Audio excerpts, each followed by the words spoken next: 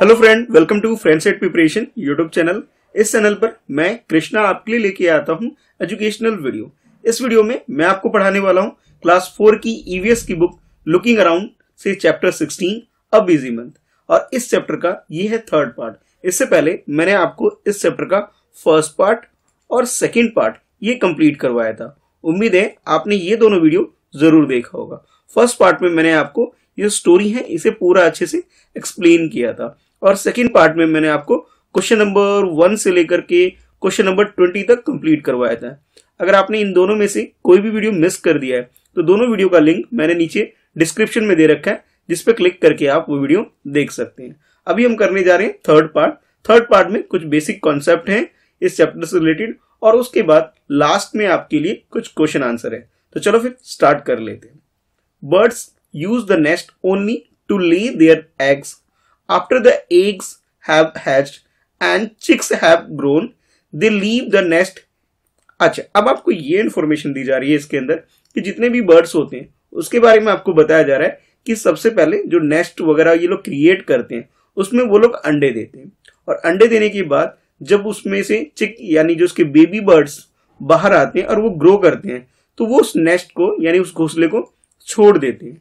Imagine how it would be if we also had to leave our house as soon as we learn how to walk and talk।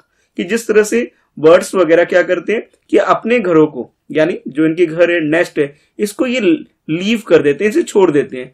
अब आपसे बोला जा रहा है कि अगर आपको भी ऐसा करना हो कि आप जिस तरह से ये अपने घर को यानी नेस्ट को छोड़ देते हैं, ह्यूमन बीइंग भी ऐसा करे तो क्या होगा, इसके बारे में आपसे इमेजिन करने के लिए बोला जा रहा है। फिर आगे बोला जा रहा है after they leave their nest different kind of birds leave at different places. अच्छा, अब डिफरेंट जो बर्ड्स होते हैं उन वो लोग अपने जो नेस्ट क्रिएट करते हैं, अपना घोंसला जो बनाते हैं अलग अलग जगह पे बनाते हैं। सम ऑन ट्री, सम नियर और ऑन वाटर। कुछ ऐसे होते हैं जो पेड़ों के ऊपर अपने घोंसले बनाते हैं, कुछ ऐसे होते हैं जो पानी के आसपास वाली जो जगह होती है वहां अपना घोंसला बनाते हैं, और कुछ ऐसे भी होते हैं कि एंड सम ऑन लैंड, कौन जमीन पे ही अपना घोंसला बना लेते हैं। यानी अलग अलग जो चिड़िया होती है ये सब अपने तरीके से अपनी कन्वीनियंट के हिसाब से ये लोग अपने घोंसले को बनाते हैं। तो ये सारी इंफॉर्मेशन आपने फर्स्ट पार्ट में भी पढ़ा था, आपको याद होगा। और हम लोगों ने ये भी जाना था कि डिफरेंट बर्ड्स कहाँ पे अपने घोंसले बनाते हैं। Other animal also have different places where they live, on land, under the ground, in water, on tree। और जिस तरह से बर्ड्स की बात की जा रही है, सिमिलरली जो एनिमल्स होते हैं, जानवर होते हैं, ये भी अपने घर अलग अलग जगह पे बनाते हैं। कुछ ऐसे होते हैं जो जमीन पे रहते हैं, कुछ ऐसे हैं जो अंडर द ग्राउंड यानी कि जमीन के अंदर रहते हैं, और कुछ ऐसे होते हैं जो पानी में रहते हैं, और कुछ जानवर ऐसे भी होते हैं जो पेड़ों पे रहते हैं। यानी कि जिस तरह से पक्षी अलग अलग जगह पे अपने नेक्स्ट यानी कि अपने घोंसले तैयार करते हैं, उसी तरह से जानवर भी ऐसे होते हैं कि अलग अलग जगह पे रहते हैं। कोई तो जमीन पे रह जाता है, कोई जमीन के ऊपर रहता है, कोई पानी के अंदर रहता है, और कुछ ऐसे होते हैं जो पेड़ों पे रहते हैं, है ना। तो ये बड़ा इंटरेस्टिंग फैक्ट भी है आप लोगों के लिए। अब आपके लिए यहाँ पे ग्रुप एक्टिविटी है, और इस ग्रुप एक्टिविटी को आप लोग क्या कर सकते हो, अपने फ्रेंड्स के साथ मिल करके इसे कंप्लीट कर सकते हो। तो ग्रुप एक्टिविटी में, एक मिनट मैं इसे ठीक कर देता हूं कि ग्रुप एक्टिविटी में सबसे पहले तो जरूरत ये है कि आपके लिए ग्रुप क्रिएट किया जाए, और उसके बाद ही ये सारी एक्टिविटी कंप्लीट कर सकते हो। पहले मैं आपको समझा देता हूं इसके अंदर है क्या। तो जैसे यहाँ पे आपसे बोला जा रहा है let us have some fun, ये टॉपिक है, और इसके अंदर ये क्वेश्चन आंसर नहीं है बल्कि ये एक्टिविटी है, और ये एक्टिविटी इंडिविजुअली परफॉर्म नहीं होगी बल्कि ग्रुप में परफॉर्म होगी। चलो पढ़ लेते हैं। Make 3 groups in a class, each child must draw a picture of an animal and color it. They should then cut each picture out। अच्छा, अब आपसे बोला जा रहा है कि क्लास में जितने भी बच्चे हैं उन सबको मिलाकर के 3 ग्रुप्स में डिवाइड हो जाए। कि सपोज कर लो अगर आपकी क्लास में 30 स्टूडेंट है, it means entire class will be divided in 10 students group, कि 10-10 बच्चों का एक ग्रुप बन जाए। सपोज कर लो अगर आपकी क्लास में स्ट्रेंथ है 60 की, तो आप लोग क्या करना है कि 20-20 स्टूडेंट का ग्रुप बन जाएगा, ठीक है। और उसके बाद आप लोगों ने ड्राइंग करनी है किसी भी एनिमल की, और उसमें भी कलर कर देना है। ये फर्स्ट एक्टिविटी है, इस एक्टिविटी का फर्स्ट वर्क है आपके पास। अच्छा, जैसे ये कर लोगे उसके बाद नेक्स्ट आपसे बोला जा रहा है कि आगे आपको क्या करना है। Children in one group will take the cutouts of the pictures of animal that live on land. अच्छा, अब जितने भी ग्रुप बन गए थे, यानी कि 3 ग्रुप्स बने थे, तो ये फर्स्ट ग्रुप जो होगा उसके लिए असाइनमेंट ये है, वर्क ये है कि भी ये जो कटआउट्स आपको बनाने हैं पिक्चर्स के, और ये जो पिक्चर्स होंगे उस एनिमल का जो लैंड के ऊपर रहता है। जैसे आपने फर्स्ट एक्टिविटी में, फर्स्ट वर्क में आपने क्या किया था कि आपने ड्राइंग करी थी एनिमल की, और जो एनिमल लैंड के ऊपर रहते हैं उसके पिक्चर के कटआउट उसको ले लेने हैं। ठीक है, फिर आगे आपसे बोला जा रहा है they should then draw soil, grass and some tree on a chart paper. और उसके बाद ग्रुप में जितने भी बच्चे होंगे सब लोग मिलकर के एक चार्ट प्रिपेयर करेंगे जिसके अंदर आपको सॉइल यानी मिट्टी के बारे में दिखाना है, ग्रास दिखाना है, और इसके अलावा आपको कुछ पेड़ वगैरह भी दिखानी है। Stick the pictures of land animal on at the correct place on the chart. और उसके बाद ये जो चार्ट आपने तैयार किया है, इस चार्ट के ऊपर आपको क्या करना है, जितने भी एनिमल आपने ड्राइंग की थी पूरी क्लास ने मिलकर के, तो जितने भी ऐसे लैंड वाले एनिमल है उन सबके पिक्चर उस चार्ट में क्या करना है, आपको पेस्ट कर देना है, उसे लगा देना है करेक्ट प्लेस पे। ठीक है, कि सोइल में कौन सा, ग्रास पे कौन सा और ट्री के ऊपर कौन से एनिमल रहते उसके अकॉर्डिंग। तो ये तो हो गया फर्स्ट ग्रुप असाइनमेंट। ठीक है, कि भाई फर्स्ट ग्रुप वाले ये काम करेंगे। ये काम किसके लिए, ग्रुप 1 नाम रख देता हूं मैं, ग्रुप 1 के जो स्टूडेंट है ये उनके लिए काम हो गया। अच्छा, अब नेक्स्ट है ग्रुप सेकंड, यानी कि आप कह सकते हो ग्रुप नंबर 2 का काम। अब उसे रीड करते हैं। The second group will take the cutouts of pictures of animal that live in water. First में क्या था, लैंड वालों के ऊपर काम किया फर्स्ट ग्रुप ने। सेकंड ग्रुप क्या करेगा, जो पानी के अंदर करते रहते हैं जानवर, उसको लेना है, उसके पिक्चर्स को कलेक्ट करना है। ठीक है, they should then colour a chart paper blue to show water. फिर उस चार्ट पेपर को ब्लू कलर में उन्हें कलर करना है ताकि ये शो हो सके कि ये वाटर है। Then also draw a water plant, और पानी के अंदर जो प्लांट वगैरह होती है उसे ड्रॉ करना है, और इसके अलावा स्टोन वगैरह जो पानी के अंदर देखने को मिलते हैं, ये सब चीजें करना है। They should then stick the pictures of animal that live in a water on the chart. उसके बाद ये जो चार्ट आपने तैयार किया है इसके अंदर जो भी वाटर एनिमल होते हैं उसके पिक्चर को इसमें पेस्ट कर देना है। लैंड वाले को तो फर्स्ट ग्रुप वाले करेंगे, रिवर या फिर पानी के अंदर जितने भी एनिमल होते हैं, मतलब रिवर नहीं कहूंगा मैं कहूंगा कि वाटर के अंदर जितने भी वाटर के अंदर जो भी एनिमल रहते हैं उन सब के पिक्चर पेस्ट करेंगे ग्रुप सेकंड के स्टूडेंट। और थर्ड ग्रुप के लिए आपसे बोला जा रहा है कि the third group will take the cutouts of the pictures of animal that live on tree. जो पेड़ों पे रहते हैं उन सारे जानवरों की पिक्चर्स के कटआउट थर्ड ग्रुप के स्टूडेंट्स ले लेंगे। One child in the group will draw a big tree on A chart paper and colour it. और उनमें से एक स्टूडेंट ऐसा करेगा, एक चार्ट पेपर के ऊपर बड़ा सा पेड़ बनाएगा, ठीक है, और उसे कलर भी करेंगे। Then all the childrens in the group must sticks their cutouts of the pictures on the chart paper of their group. और उस ग्रुप में जितने भी बच्चे होंगे जिन्होंने ये जो ड्राइंग बनाई होगी, जो फर्स्ट एक्टिविटी थी ना इसके अंदर, जो मैंने यहाँ पे आपको एक्सप्लेन किया था, तो जो भी पिक्चर्स उन्होंने एनिमल के ड्रॉ किए होंगे और जो ट्री के ऊपर रहते हैं, यानी कि कह सकते हो जो बर्ड्स वगैरह हो गए या कोई और एनिमल है जो ट्री पे रहते हैं, उन सब के पिक्चर इसमें पेस्ट कर देना है थर्ड ग्रुप वाले को। यानी कि आप ये कह सकते हो फर्स्ट वाले को तो लैंड से रिलेटेड वर्क मिल गया, सेकंड वाले को वाटर से रिलेटेड मिल गया, और थर्ड वाले को ट्री से रिलेटेड जो वर्क है ये मिल गया। और इस तरह से ये चार्ट प्रिपेयर हो गया। यानी कि ओवरऑल 3 चार्ट प्रिपेयर होंगे क्लास के अंदर, और इसे 3 क्लास के अंदर 3 ग्रुप है, इसे कंप्लीट करेंगे। ये ग्रुप 1 के लिए टास्क है, ये ग्रुप 2 के लिए टास्क है, ठीक है, और उसके बाद ये थर्ड है ग्रुप 3 के लिए, ठीक है। ये तीनों ग्रुप के स्टूडेंट के लिए अलग अलग टास्क दे दिए गए। Put all the 3 charts in your classroom. और उसके बाद में हमने क्या करना है, ये जो चार्ट पेपर तैयार हो गए इसे क्लास में लगा देना है। तो आई होप आप लोग ये सारी एक्टिविटी अपने फ्रेंड के साथ मिलके जरूर करोगे। अच्छा, अब आगे बढ़ते हैं। तो आगे आपसे दिखाया जा रहा है कि बर्ड फीट।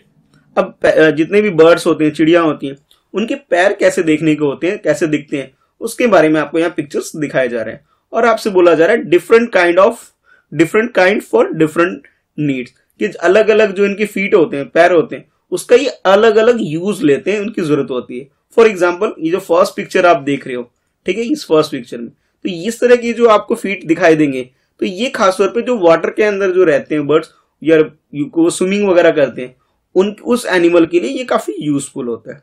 और सेकंड पिक्चर जो आपको ये वाला दिखाई दे रहा है, ये आप कह सकते हो जो ब्रांचेस वगैरह पे रहते हैं, ब्रांचेस को होल्ड करने के लिए इस तरह के उनके फीट होते हैं।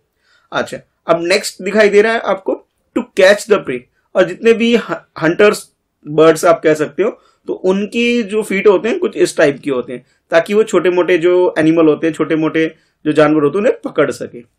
अच्छा, उसके नेक्स्ट है टू क्लिंग द ट्री। अब पेड़ों पे चढ़ने के लिए किस टाइप के पैर होते हैं भाई, वो देख लो भी कि अलग अलग बर्ड होते हैं, वो पैरों की मदद से किस तरह से चढ़ते हैं, तो उनके लिए ये पिक्चर है। थर्ड आपने ये वाला देख लिया, फोर्थ आपने ये देख लिया, और फाइनली फिफ्थ वन जो है, ये उन बर्ड्स के होते हैं जो लैंड के ऊपर वॉक करते हैं। यानी जब भी आप किसी भी बर्ड्स के पैर देखोगे, तो उनके पैर देख के आप आइडेंटिफाई कर सकते हो कि कौन वाटर के अंदर स्विमिंग कर सकता है, कोई ब्रांचेस को होल्ड कर सकता है, कौन किसी छोटे मोटे जानवर को कैच कर सकता है, और कौन पेड़ों पे चढ़ाई कर सकता है, और कौन से ऐसे बर्ड्स हैं जो लैंड पे वॉक कर सकता है। ये इनके पैरों को देख करके आप आइडेंटिफाई कर सकते हो, है ना इंटरेस्टिंग फैक्ट। चलो अब आगे बढ़ते हैं। तो नेक्स्ट टॉपिक है आपके लिए बर्ड्स बीक। अभी तो आपने पैरों के बारे में जाना, अब इनके जो चोंच होते हैं, बीक होते हैं, अब उनके बारे में जानते हैं कि birds beaks according to the food, कि जो उनके फूड होते हैं, उन फूड के अकॉर्डिंग उनके चोंच होते हैं। जैसे फर्स्ट देखो, फर्स्ट में जो आपको पिक्चर दिखाई दे रहा है, तो इसकी बीक से आप आइडेंटिफाई कर सकते हो कि इस तरह के जो बर्ड होते हैं वो क्या करते हैं, to tear and eat meat, कि इस तरह के जिसके भी आपको बीक दिखाई देते हैं वो अच्छे से मीट, यानी कि उसके जानवरों की जो मीट वगैरह होते हैं उसको अच्छे से फाड़ सके, उसे खा सके, इसलिए उनके चोंच कुछ इस टाइप की होती है। अच्छा, और जिनके बीक कुछ सेकंड वाले के देखो, बीक इस टाइप के आपको दिखाई देते हैं, उनके बारे में बताया जा रहा है to make hole in wood and tree trunk, कि ट्री के अंदर एक तरह से होल क्रिएट करने के लिए इनके बीक कुछ लंबे टाइप के होते हैं। और इस तरह के किसके होते हैं, हुदुद, यानी कि आप कह सकते हो वुड पैकर के होते हैं। और नेक्स्ट है टू शक नेक्टर फ्रॉम फ्लावर, फ्लावर से नेक्टर कलेक्ट करने के लिए जो बर्ड होते हैं उनके बीक कुछ इस टाइप के दिखाई देते हैं। ठीक है, ये थर्ड नंबर पे। और फोर्थ नंबर पे आपसे बताया जा रहा है कि ये जो बड़े लंबे से आपको ये बीक दिखाई दे रहे हैं, तो इसके बारे में बोला जा रहा है to find insect and worm from mud and shallow water, कि वाटर के अंदर, मिट्टी के अंदर जो इंसेक्ट वगैरह होते हैं उनको आइडेंटिफाई करने के लिए इनके बीक कुछ इस तरह के होते हैं। और फिफ्थ नंबर पे आपके पास जो पिक्चर है उसमें बोला to break and crush seed, जो सीड्स होते हैं, जो भी बीज वगैरह होते हैं, उसको ब्रेक करने के लिए, उसे अच्छे से क्रश करने के लिए इस टाइप की बीक की जरूरत होती है। और फाइनली जो नंबर 6 है, जो ये पिक्चर आप देख रहे हो, इसमें आपसे बोला जा रहा है इस टाइप के जो बीक होते हैं, चोंच होते हैं एक तरह से, इनका इस्तेमाल वो बर्ड करते हैं to cut and eat many kind of food, जो डिफरेंट डिफरेंट फूड ईट करते हैं, तो उनके जो बीक या चोंच कुछ इस टाइप के दिखाई देते हैं। यानी कि आप इनके चोंच को देख के, इनके बीक को देख करके भी आइडेंटिफाई कर सकते हो कि किस तरह के बर्ड है और इनका क्या यूज है। ठीक है, चलो अब इतना करने के बाद भी नेक्स्ट जो टॉपिक है आपके पास एनिमल टीथ, कि जिस तरह से ह्यूमन बीइंग के भी दांत होते हैं ऐसे ही एनिमल्स के भी दांत होते हैं, उनके बारे में जानते हैं अब। तो इसमें आपसे फर्स्ट जो पिक्चर दिखाई दे रहा है, इस पिक्चर को भी ध्यान से देखेंगे और उसके अकॉर्डिंग डिस्कस करेंगे। तो यहां आपसे बोला है you have seen that animals have different types of teeth, कि आप लोगों ने देखा होगा कि बहुत सारे एनिमल होते हैं और उनके जो दांत होते हैं, टीथ होते हैं, वो डिफरेंट टाइप्स के होते हैं। किसी के अलग शेप में होते हैं, किसी के अलग हार्ड होते हैं, किसी के सॉफ्ट होते हैं, या कुछ भी कह लो कि उनके यूज के हिसाब से उनके दांत होते हैं। तो फर्स्ट जैसे आपको ये पिक्चर दिखाई दे रहा है, तो ये काऊ के पिक्चर देख के आप आइडेंटिफाई कर सकते हो इनके टीथ वगैरह के।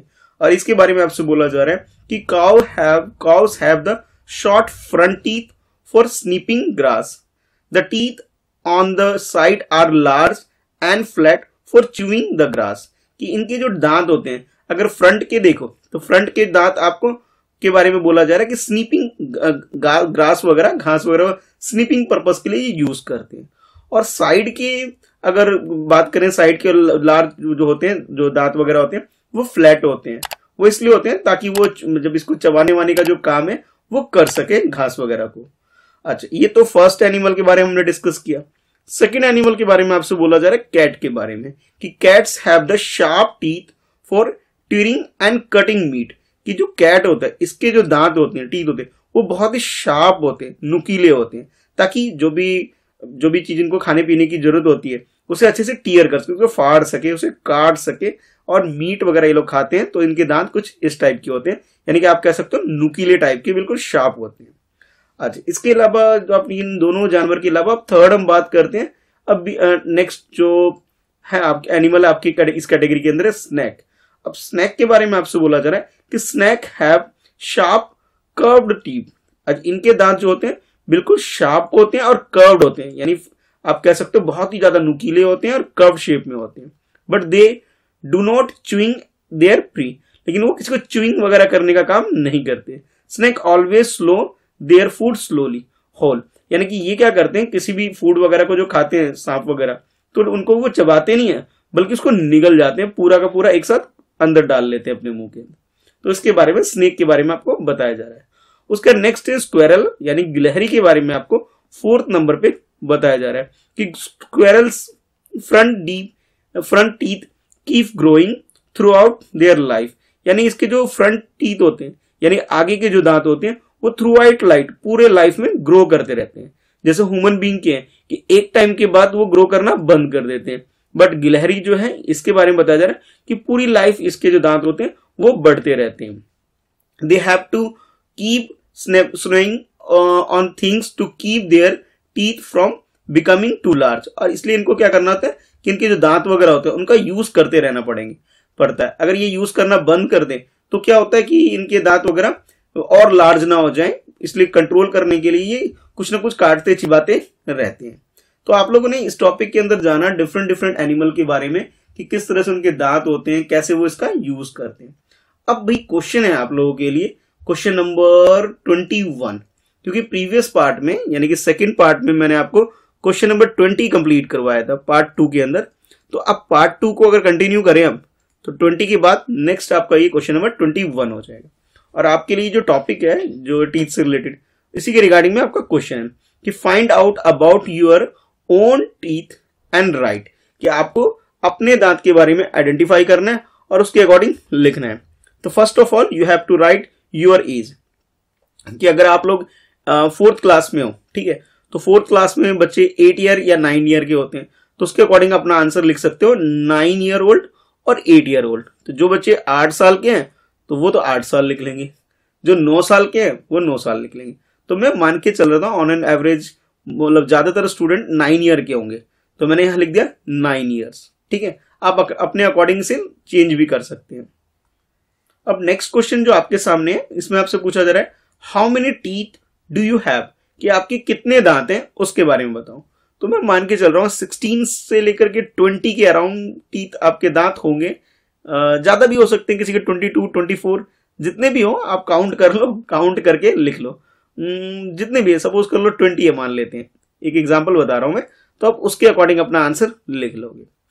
अच्छा, नेक्स्ट आपसे पूछा जा रहा है have any of your teeth fallen और ब्रेकन, हाउ मेनी, कि अब तक जब तक आप 9 ईयर के हो चुके हो ऐसा जरूर हुआ होगा कि आपका कोई ना कोई दांत तो जरूर टूट गया होगा या गिर गया होगा, ठीक है। अगर आपका कोई दांत टूट चुका है तो उसके बारे में आपको इन्फॉर्मेशन देनी है कि कितने दांत आपके टूट चुके हैं, 4, 5, 6 जितने भी हो। तो मैं मान के चल रहा हूं कि 4 टीथ तो आपके ब्रोक हो चुके होंगे, तो मैंने 4 लिख लिया। किसी का 1 हुआ है 1 लिख ले, किसी के 1 भी नहीं हुए तो वो 0 भी लिख सकता है।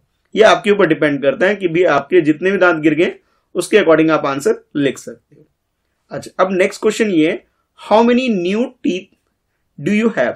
अब जैसे आपकी ये टीथ ब्रोक हो गए, जैसे 4 दांत टूट चुके तो 4 ही दांत आपके नए आए हों, या फिर ऐसा भी हो सकता है किसी के 4 दांत टूट गए बट 4 ना आकर के सिर्फ 3 आए हो, एक प्रोसेस में हो, अभी वो ग्रो कर रहा है, तो आप उसके अकॉर्डिंग भी अपना आंसर लिख सकते हो।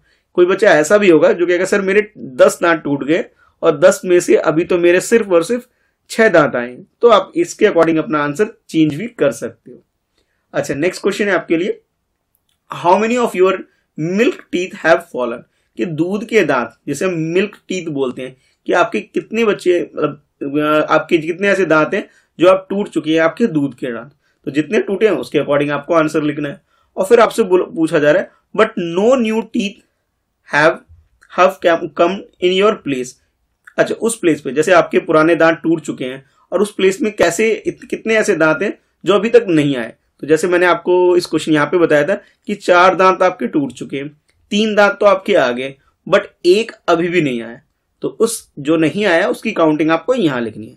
अब कोई बच्चा ऐसा कहेगा सर मेरे 10 दांत टूट चुके हैं, 10 में से 6 आ चुके हैं, 4 अभी भी रहते हैं, तो आप यहाँ 4 यानी 4 यहाँ पे मेंशन कर सकते हो। यह मैंने आपको समझाने के लिए लिखा है, ठीक है। तो आप अपने अकॉर्डिंग इस क्वेश्चन का आंसर कर लोगे।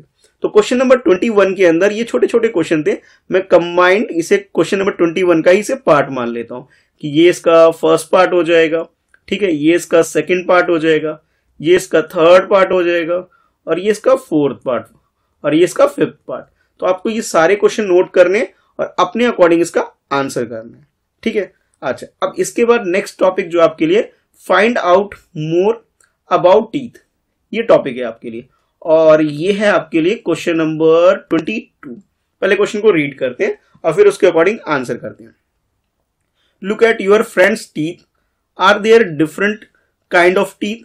क्या आपको क्या करना है, अपने दोस्त के दांत को देखना है, और देखने के बाद आपको ये बताना है कि जो उसके दांत हैं बिल्कुल सेम है, सिमिलर है सारे दांत, या उसके अंदर कोई डिफरेंस आपको दिखाई देता है।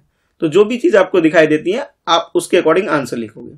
अगर आप अपना भी दांत देखोगे शीशे में या अपने फ्रेंड का देखोगे तो आपको डिफरेंस डेफिनेटली दिखाई देगा। तो उसके अकॉर्डिंग आप आंसर लिख सकते हो 22 का, yes there are different kind of teeth in my friends mouth. कि हमारे दोस्त के मुंह में 4 तरह के दांत हैं, डिफरेंट। तो वो कौन कौन से उसके बारे में भी जान सकते हो। सिंपली यहाँ पे तो आप आंसर यस या नो लिख करके भी बता सकते थे, या फिर एक सेंटेंस लिख करके आप बता सकते हो, ठीक। अच्छा, इसके बाद हम मूव करते हैं नेक्स्ट क्वेश्चन यानी क्वेश्चन नंबर 23 की तरफ। और 23rd क्वेश्चन में आपसे पूछा जा रहा है draw 1 front teeth and 1 back teeth in your notebook. यानी कि आपको क्या करना है, अपने जो दांत है, जो फ्रंट टूथ है यानी कि जो आपके सामने वाले दांत है वो, और जो एक पीछे वाले दांत है, इन दोनों का आपको अपनी कॉपी में ड्रॉ करना है। तो यहाँ पे आप क्या करोगे, सबसे पहले क्वेश्चन को नोट कर लोगे, और नोट करने के बाद क्वेश्चन नंबर 23 के अंदर आपको ड्राइंग करनी है। कि सबसे पहले मान लेते हैं आप फ्रंट टीथ बना रहे हो, तो आप लिखोगे फ्रंट टूथ, ठीक है, और भी उसके बाद ड्राइंग कर देनी है। उसके बाद बैक साइड का बना कर रहे हो ड्रॉ, तो यानी कि बैक टूथ, ठीक है, और लिखने के बाद इसकी ड्राइंग करनी है। तो फ्रंट वाले कुछ इस टाइप के होते हैं ना, थोड़ा मतलब जितना मैं बना पा रहा हूँ कुछ कुछ इस टाइप का, ये मतलब इस टाइप के दांत होते हैं। थोड़ा सा ज़्यादा अच्छा नहीं बन पा रहा है, पर आप लोग खुद से बनाओगे तो मुझे लगता है ज़्यादा अच्छा बनाओगे, ठीक है। सामने के दांत कुछ मैं थोड़े ज़्यादा दांत बना देता हूँ, कुछ इस टाइप के होते हैं ना, कुछ ऐसे ऐसे ऐसे इस टाइप के होते हैं, ठीक है, और ये भी उसे रखने के लिए इस टाइप के होते हैं।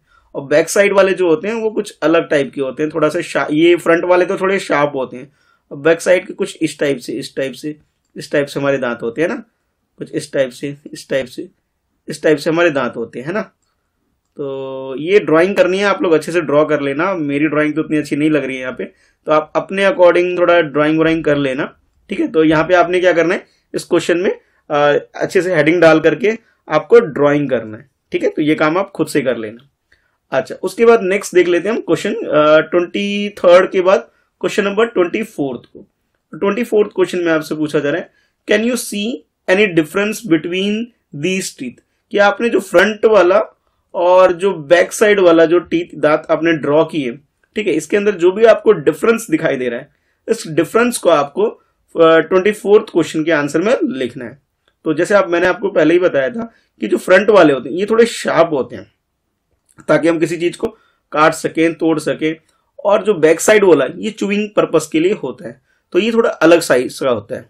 तो इसके अकॉर्डिंग आप अपना आंसर लिख सकते हो। तो पहले तो आप क्या करोगे, क्वेश्चन नंबर 24 को आप नोट कर लोगे, और जैसे ये काम कंप्लीट हो जाएगा फिर उसके बाद अपना आंसर कुछ इस तरह से लिख सकते हो कि answer number 24 yes back tooth is broad and thick whereas the front teeth is sharp and flat. कि बैक साइड वाले की बात करें तो वो कैसे होते हैं, थोड़े से ब्रॉड होते हैं, थोड़े से बड़े साइज में होते हैं, और इसका यूज भी डिफरेंट है। अगर हम फ्रंट की टीथ की बात करें, आगे वाले दांतों की बात करें, वो थोड़े नुकीले यानी शार्प होते हैं और वो फ्लैट होते हैं, ठीक है। तो जिस तरह से आपने ये ड्राइंग बनाई होगी उस ड्राइंग के अकॉर्डिंग अपना ये आंसर यानी क्वेश्चन नंबर 24 को आप कंप्लीट कर सकते हो। ठीक है, आई होप आपको अच्छे से समझ में आ गया होगा कि इस क्वेश्चन को करना कैसे। अच्छा, इसके बाद नेक्स्ट है आपके लिए टॉपिक इमेजिन, और इसके अंदर भी कुछ कुछ क्वेश्चन है जिसे हमें कंप्लीट करना होगा। तो क्वेश्चन नंबर 24 के बाद ये हो जाएगा आपके लिए क्वेश्चन नंबर 25। एक बार पढ़ते हैं, समझते हैं इस क्वेश्चन में है क्या।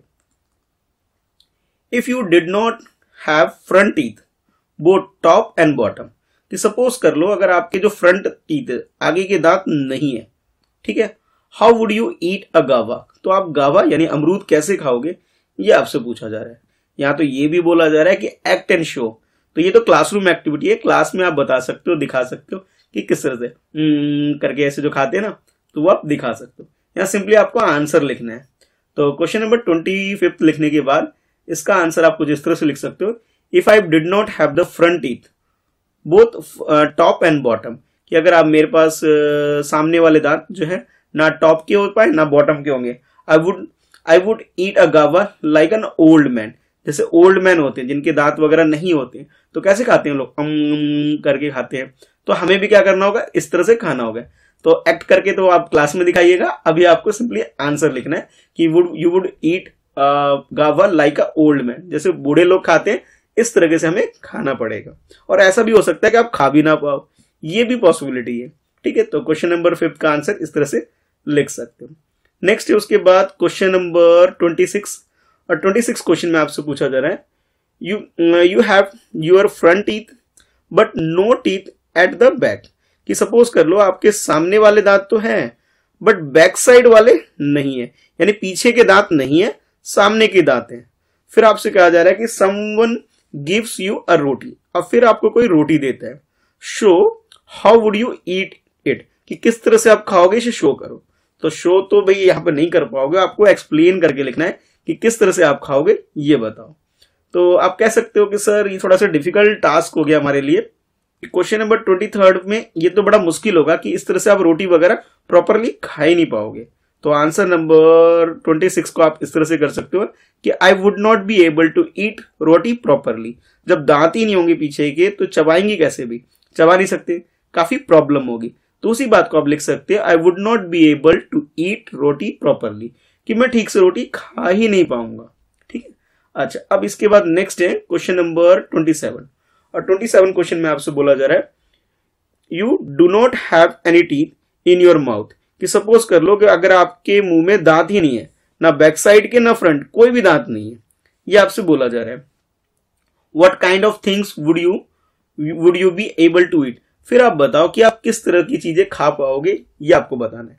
ना फ्रंट, ना आगे वाले दांत है, ना पीछे वाले दांत है, तो आप खाना कैसे खाओगे, ये आपसे क्वेश्चन पूछा जा रहा है। तो इसका क्वेश्चन का आंसर आप लिख सकते हो, यानी क्वेश्चन नंबर 27, जैसे प्रीवियस क्वेश्चन 26 था तो ये 27 हो गया। तो आप कह सकते हो, if I do not have any teeth in my mouth I will be able to eat only soft things, जितनी भी सॉफ्ट थिंग्स होती हैं सिर्फ उसे, जैसे आप चबाने वाला काम तो नहीं, पर आप मिल्क हो गया वो पी सकते हो, जूस वगैरह हो गया उसे पी सकते हो, ठीक है, या फिर शेक वगैरह है उसे पी सकते हैं, टी कॉफी, मतलब इन सब चीजों से काम चलाना पड़ेगा। चबाने वाली जितनी भी चीजें हैं वो सारी की सारी चीजें हमें अवॉइड करनी पड़ेगी। तो इस क्वेश्चन का आंसर लिख सकते हो, if I don't have any teeth in my mouth I will be able to eat only soft things. ठीक है, जो नरम चीजें हैं बस वही, हार्ड चीजों को तो भूल जाओ भाई अगर दांत नहीं है तो, है ना।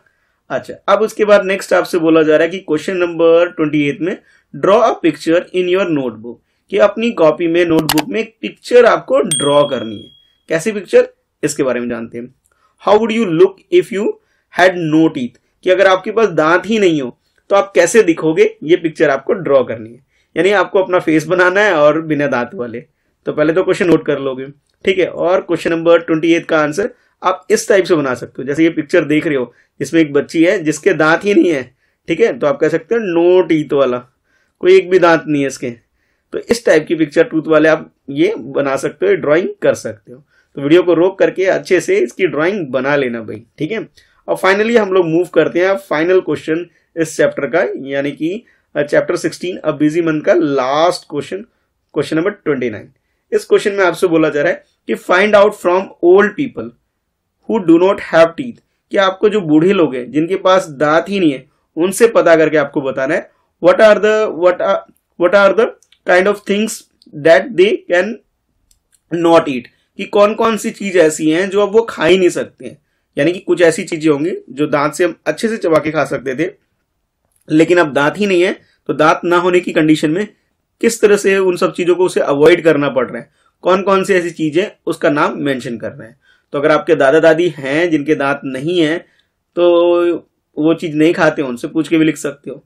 तो क्वेश्चन नंबर 29 का आंसर आप लिख सकते हो कि old people do not have teeth, cannot eat hard things. जितने भी हार्ड थिंग्स हैं उनको वो नहीं खा सकते हैं, है ना। लाइक फ्राइड ग्राम, चपाती और भी बहुत सारी चीजें हैं, उन सब चीजों फूड आइटम के आप नाम मेंशन कर सकते हो। तो बच्चों ये जो आपका चैप्टर 16 है अ बिजी मंथ, इस क्वेश्चन के साथ आपका ये कंप्लीट हो जाता है। उम्मीद है आपने इस चैप्टर का फर्स्ट पार्ट और सेकंड पार्ट जरूर देखा होगा, तब जाकर के आपको ये थर्ड पार्ट अच्छे से क्लियर होगा। अगर आपने इनमें से कोई भी वीडियो मिस कर दी है तो इन सारी वीडियो का लिंक मैंने नीचे डिस्क्रिप्शन में दे रखा है, जिस पे आप क्लिक करके ये सारी वीडियो देख सकते हो। अगर वीडियो पसंद आती है, कॉन्सेप्ट क्लियर होता है, तो वीडियो को लाइक जरूर करना और अपना फीडबैक नीचे कमेंट में लिख के बताना कि भाई आपको वीडियो कैसी लग रही है। कोई सजेशन देना चाहते हो वो भी आप दे सकते हो। तो ठीक है, फिर आज की इस वीडियो में इतना ही है। चैप्टर 16 पूरा हो चुका है। अगर आप चाहते हैं कि आप मैथ्स, ईवीएस, इंग्लिश, कोई भी सब्जेक्ट की वीडियो अगर आप देखना चाहते हैं, मिस हो गई है, तो सारे वीडियो आपको फ्रेंड्स एट प्रिपरेशन चैनल पे मिल जाएगा चैप्टर वाइज। तो जाइए वीडियो सेक्शन में देखिए और चैनल को सब्सक्राइब कर लो भाई। नीचे सब्सक्राइब बटन है, उसको प्रेस करो, बेल आइकन को प्रेस कर दो और ताकि आपको नोटिफिकेशन भी रिसीव हो जाए। तो thanks for watching, bye bye.